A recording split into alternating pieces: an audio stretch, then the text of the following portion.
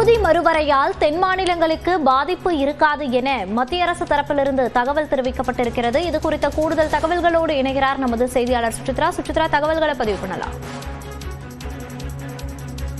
தொகுதி வரையறை செய்வதற்கான அந்த மசோதாவானது நாளை மக்களவையில் தாக்கல் செய்யப்பட நிலையில் தற்பொழுது பல்வேறு கட்ட எதிர்ப்புகளை எதிர்க்கட்சிகள், குறிப்பாக எதிர்க்கட்சிகள் ஆளும் மாநிலங்களானது முன்வைத்து கடிதங்களை எழுதி வரும் நிலையில் அதனை விளக்கும் வகையில் தற்பொழுது மத்திய அரசு சார்பில் பல்வேறு விளக்கங்கள் வழங்கப்பட்டுள்ள. மிக முக்கியமாக இந்த தொகுதி மறைவரின் காரணமாக மாநிலங்களுடைய அந்த ஒரு இடங்கள் என்பது 50% உயரும் என்ற ஒரு விளக்கத்தை தற்பொழுது மத்திய அரசு வழங்கியிருக்கிறது. மேலும் ஒவ்வொரு மாநிலங்களுக்குமே இந்த ஒரு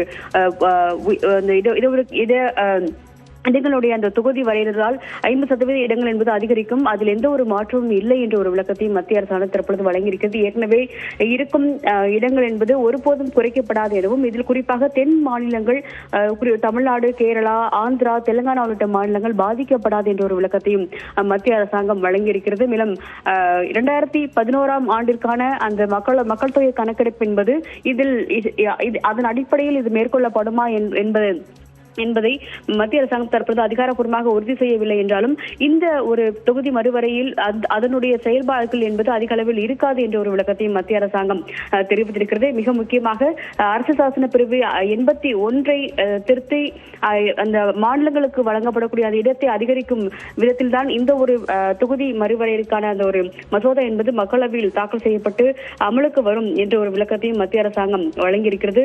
மிக முக்கியமாக பிரதமருக்கு தமிழ்நாடு முதல்வர் மு.க.ஸ்டாலின், தெலுங்கானா முதல்வர் ரேவந்த் ரெட்டி உள்ளிட்டோர் கடுமையான எதிர்ப்பை முன்வைத்து இந்த மசோதாவிற்கு எதிர்ப்புகளை தெரிவித்து பல்வேறு போராட்டங்களையும் அவர்கள் அறிவித்திருக்கும் நிலையில் இந்த ஒரு விளக்கத்தை தற்பொழுது மத்திய அரசாங்கம் தரப்பில் கோரப்பட்டுள்ளது.